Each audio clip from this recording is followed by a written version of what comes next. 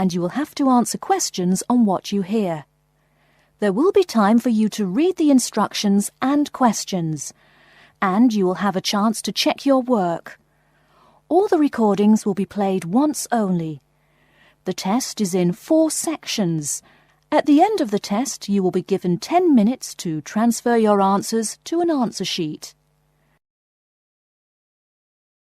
Now turn to Section 1. Section 1.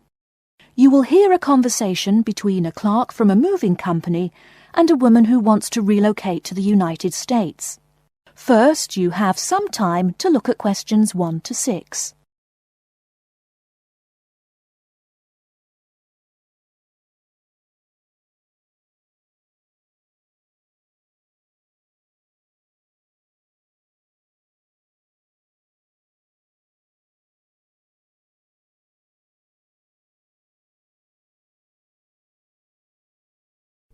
Now we shall begin. You should answer the questions as you listen, because you will not hear the recording a second time. Listen carefully and answer questions 1 to 6. Good morning, ma'am, and welcome to Australia's Moving Experience. How can I help you? Well, I hope you can help me. I'm so up in the air right now. Just calm down now. Let me guess. You're moving and it has you a little confused. That's it exactly. You see, I'm relocating to the United States next month, and I'm having a hard time getting organised. Here, fill out your name and address and let me ask you a few questions. Oh, what should I call you? My name is Jane Bond. OK, Jane, first of all, what's your work phone number? In case I have any questions about things. My work phone is 9463 550. But please try not to call me too often there. My boss hates personal calls. So does mine, ma'am. So does mine. And what address should we ship your things to? My new company is letting me stay temporarily at 509 Clark House. That's Clark. 1137 University Drive in Seattle. Seattle? Beautiful city, I hear. Mountains right beside the ocean almost. Cooler than Australia too. OK, and when should we come pack your things? I guess that would be on Monday, March 11th. Do you want any help with an after-packing clean-up? We do that for a small additional charge. Yes, that would be helpful. I promised the landlord I'd give her the keys back by 5 p.m. on Thursday the 14th. Great. We'll just schedule the clean-up for that day. That way, the place will smell clean and there'll be no dust. Well, you do think of everything. Oh, how much is this going to cost? Here is a list of our basic prices. Oh dear, this seems rather expensive. Yes, ma'am, but you're paying for the best. We're careful and we're fast. Like we say, the only thing we break are speed records getting you moved. Well, maybe that's so. Oh, I nearly forgot to tell you, I don't want my furniture shipped with me. I won't be looking for an apartment till after I arrive in America. Would it be possible to put my furniture in storage here for a month, then have it sent along later? Of course, we do that all the time. A couple of other things. Here at A Moving Experience, we try to pack your things logically. We don't just throw stuff in boxes. Before you hear the rest of the conversation, you have some time to look at questions 7 to 10.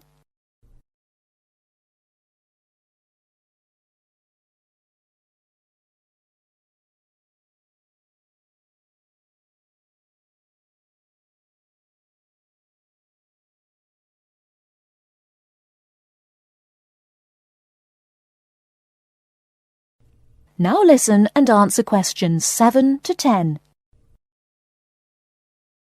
Do you have any special requests? You know, things you want packed in some special place so you know where to find them. Like what? Oh, I don't know. Things like dishes, maybe. Not to be rude, but you look like a lady who likes to eat. Ah, yes, I need my dishes and things where I can find them quickly. Great. We'll put those dishes and cutlery in what we call the emergency pack. Can you think of anything else? I do have an antique tea kettle my great-grandmother gave my mother. I wouldn't want to lose that. So I guess you'd better put that in storage with the furniture. Grandma's tea kettle with the furniture. Got it. Say, how about things like your alarm clock? You don't want to miss your plane on the big day, right? Well, you certainly think of everything. Yes, that's right. I'll also need my alarm clock where I can find it. Fine, we'll put that in your personal package. And of course, we'll give you a list of where we pack everything. So all you'll have to do on Thursday the 14th is grab your luggage on your way out the door. I couldn't help noticing the new CD player you're carrying. Is that a Samsung? Why, yes it is. One of their best. Cost me nearly $100, it did.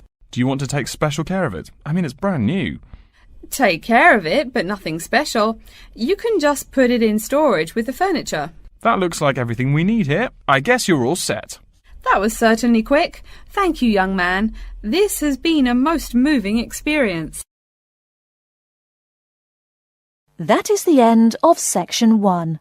You now have half a minute to check your answers.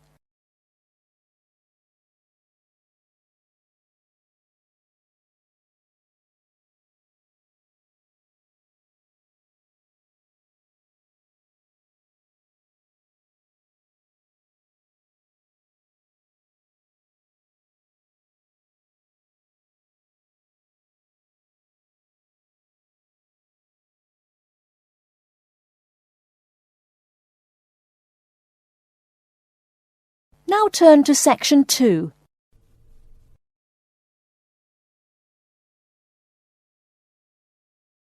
Section 2.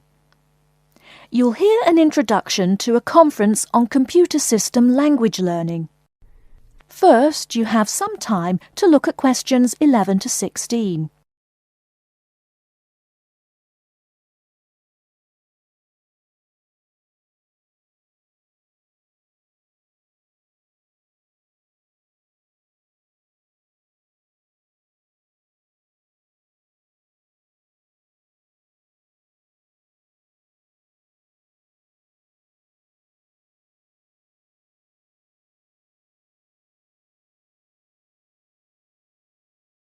Now, listen carefully and answer questions 11 to 16.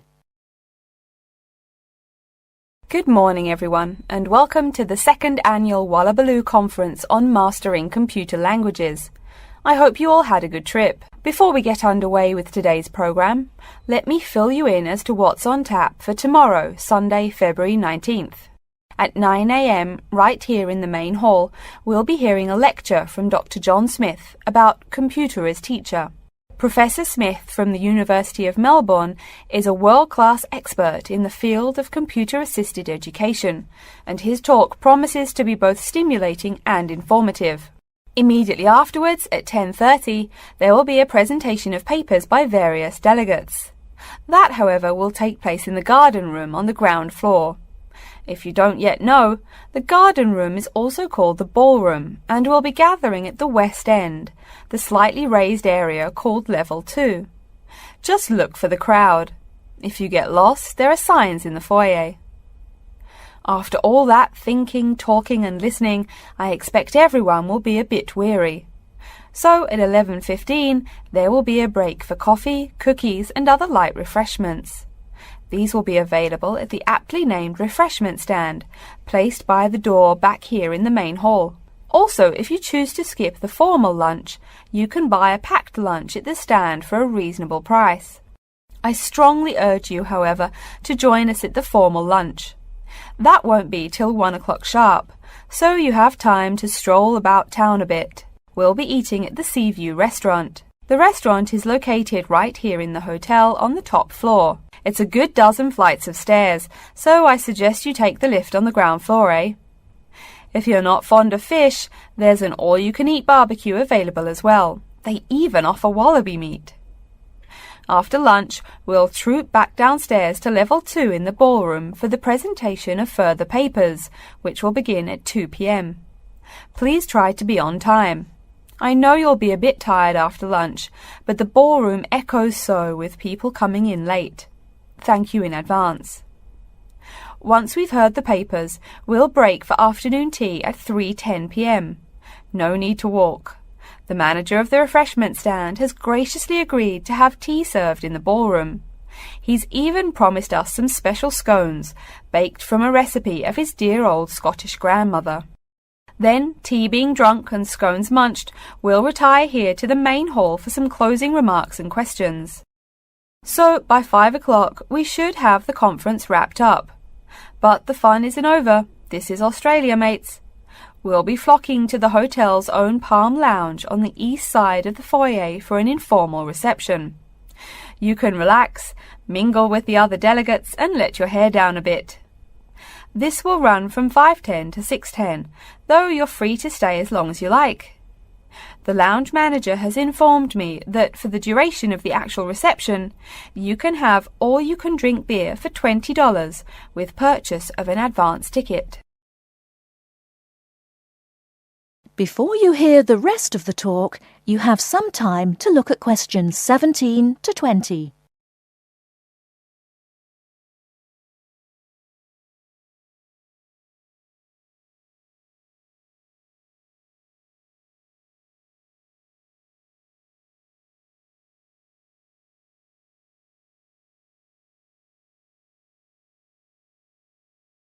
Now listen and answer questions 17 to 20.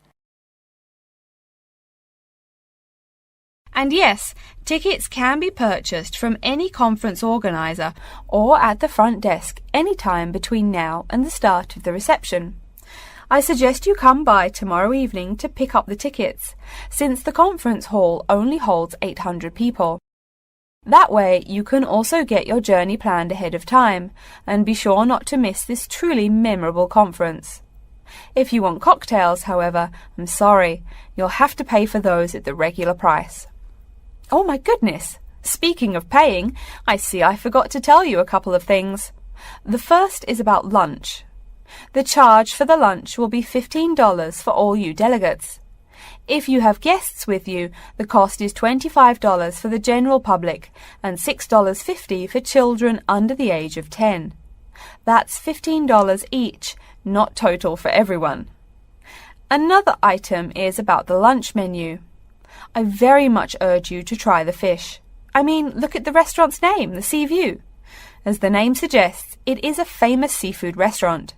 The chef is a Basque from Spain, and he really gets quite put out when people ignore his fish specialities for burgers or barbecue. If fish isn't your thing, though, try the steak. He makes an exquisite filet mignon topped with blue cheese and mushrooms. Finally, if you'd like to buy a ticket, you can have both lunch and unlimited beer for $35. I should have mentioned that earlier, but I am a bit forgetful. Maybe I should avoid the beer after the conference, eh? Well, I've said my bit. Are there any questions? That is the end of section 2. You now have half a minute to check your answers.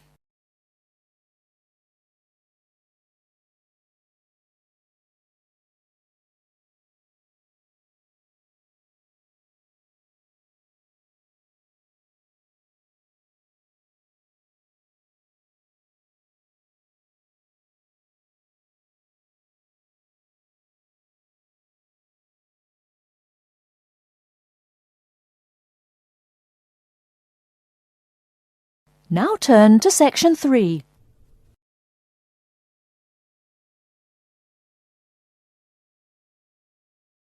Section 3. You will hear a student called Tina asking Professor Van Diezen for advice on choosing courses. First, you have some time to look at questions 21 to 26.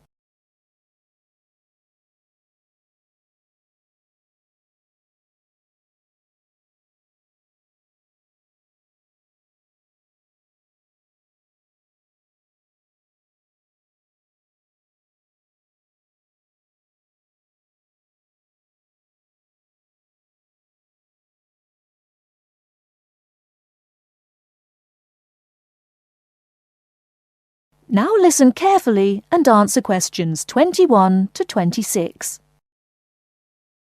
Hello, are you Professor Van Diezen? Yes, I am. And who might you be? Oh, sorry, my name is Tina. I'm a freshman here. They told me I should ask you for advice in choosing courses. Well, that's part of what I'm here for. Please come in and sit down. Now, what are your questions? I almost don't know. Everything is so confusing. Like, what is a specialized course? Oh, easy. A specialized course is one that is compulsory, meaning it's a requirement for your major, and regular, so you can't place out by taking a proficiency exam. That sounds pretty strict. Then what are all these general courses? I seem to have to take so many. Nothing to be alarmed over. These are courses open to all students and not directly related to your major. The university offers these general courses to choose so that you can become more well-rounded individuals. For example, I see you're a microbiology major, so it might be a good idea to take some literature or history courses so that you can know something besides all science. You mean these courses are like for fun? That might be one way to look at it, but don't tell the literature professor such a thing. Think of a general course as the opposite of a specified course. A specified course is one that pertains directly to your major. So, can I take any microbiology course I want? Let's see. Oh, those courses used to be open to microbiology students only. The good thing is now it's open to students on a flexible schedule, so it's not only for full-time students. So the answer is yes, if you have the instructor's permission. May I ask you why you chose microbiology? Well, I also like plain old biology too. You know, full-size animals. I might even become a veterinarian. Could I take some biology classes? Well, they are open to full-time students only, which I believe is what you are. I don't know how a freshman would get along with microbiology, though. I mean, most of the students presently looking into it are from off-campus. Off-campus? Yes, you know, people who use it in their work at hospitals, laboratories, even a police detective. Why did you choose microbiology, if I may ask? I don't think you quite answered that. Well, eventually I want to be a doctor. At least my dad tells me so. If I may say so, young lady, you seem a little uncertain. Still, I think that might be a good idea for a career. Of course, if you're thinking about being either a doctor or a vet, you should take some medical science classes before you even think of applying to med school. Great! What should I take? There is one small problem. The new medical sciences building is under construction, so there are no experimental facilities available until next year. I'm afraid you'll have to wait, but don't forget to take those courses at the first opportunity. Oh, bummer. Is there any other course you'd recommend for someone like me? Well, since you seem to like animals, have you ever thought about looking into environmental science? No, I never really thought about it before. Is it worthwhile? Quite. In fact, it's the fastest growing subject on this campus. Before you hear the rest of the talk, you have some time to look at questions 27 to 30.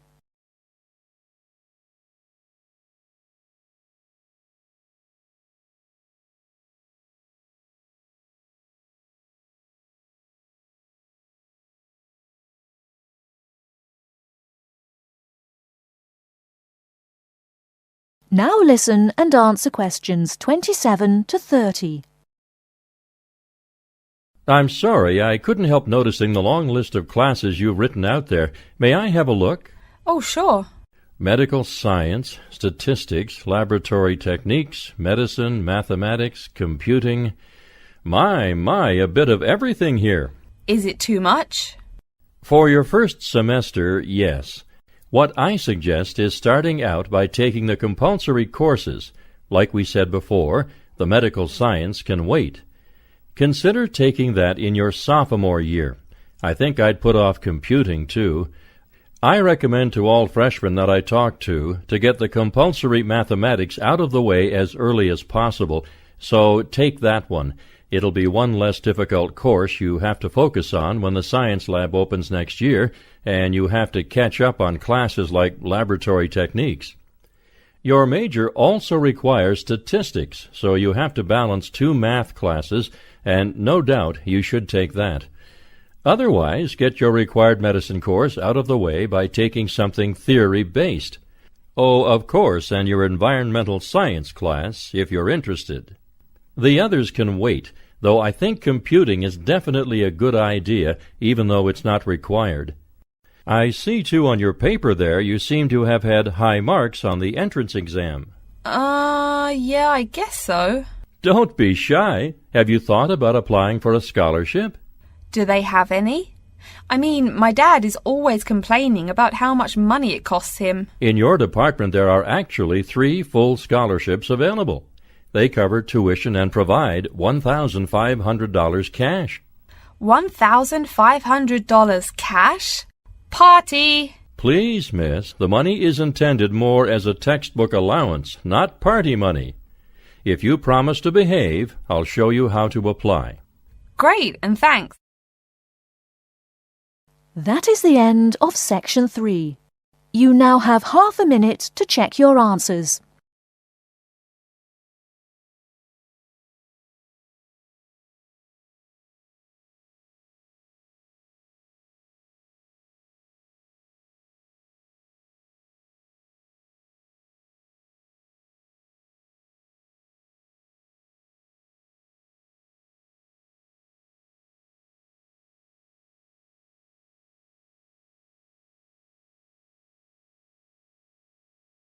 Now turn to Section 4. Section 4. You will hear a lecture about how to choose flooring materials. First, you have some time to look at questions 31 to 40.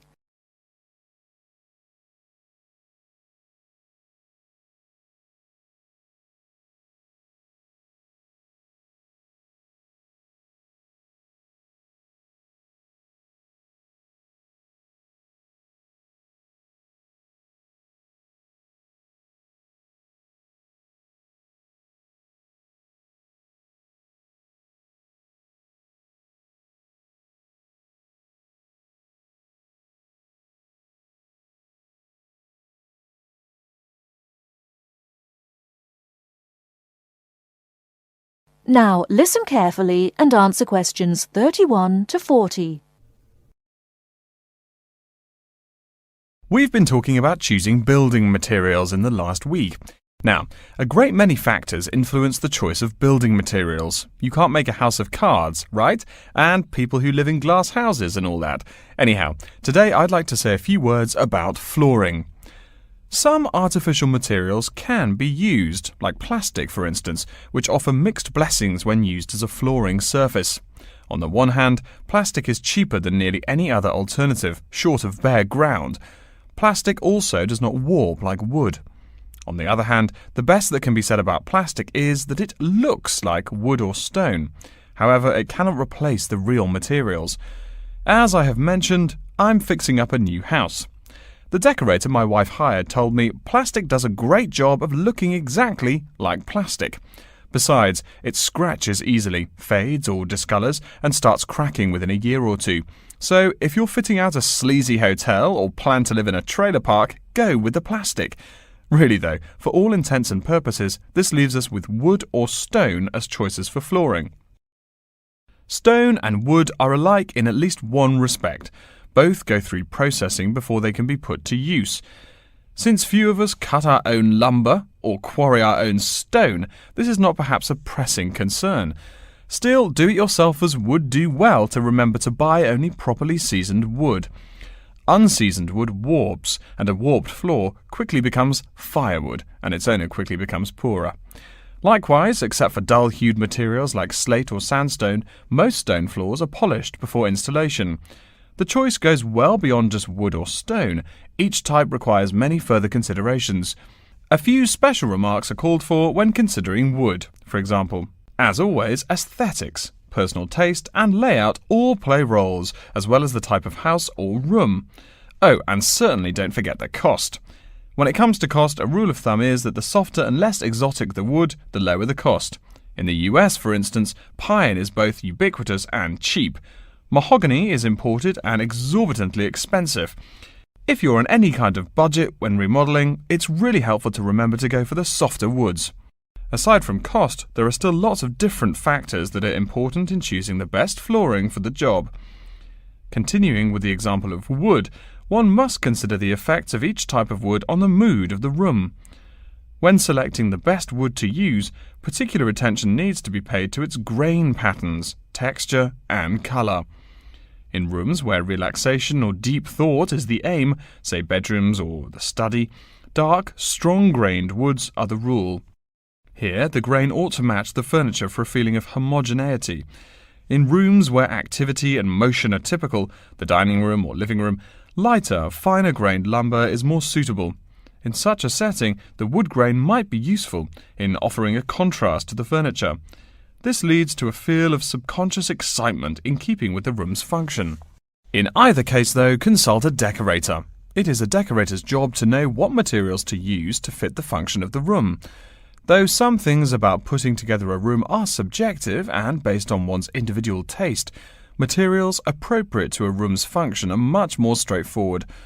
A decorator takes the needs of the customer and uses a mathematical formula rather than subjective words. Since feelings vary from person to person, verbal descriptions of wood types tend to be ambiguous. You want the wood you select, not something approximate. And if you do decide to do it yourself, remember that all wood must be treated with preservatives to enhance its appearance and preserve its natural beauty.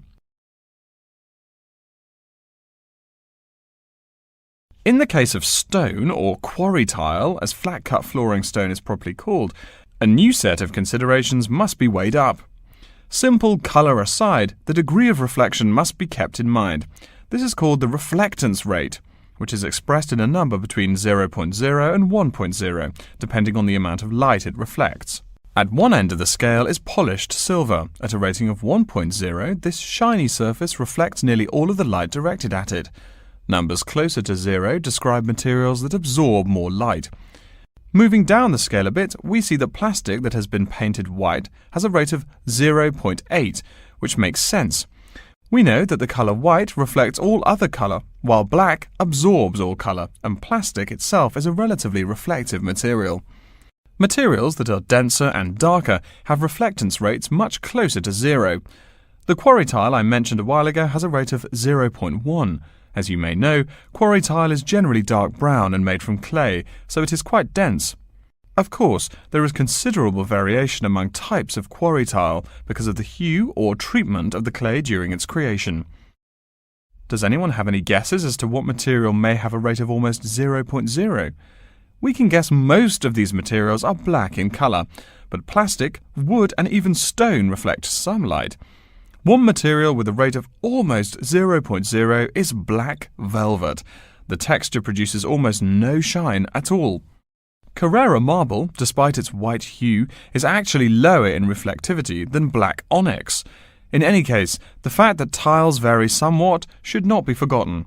A highly reflective floor would not be suitable in a library. It would be indispensable in a ballroom, should your home be large enough to feature one. Again, a rule of thumb is that light means lively.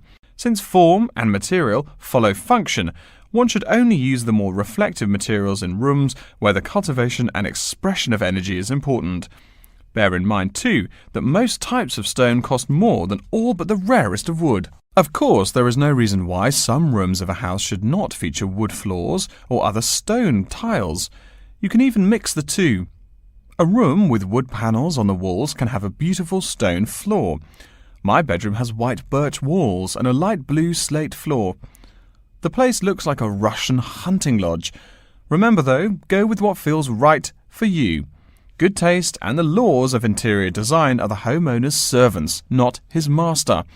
It's only beautiful when you decide it is. I mean, you're the one who lives there, not the decorator, right? Okay, are there any questions? That is the end of section 4. You now have half a minute to check your answers.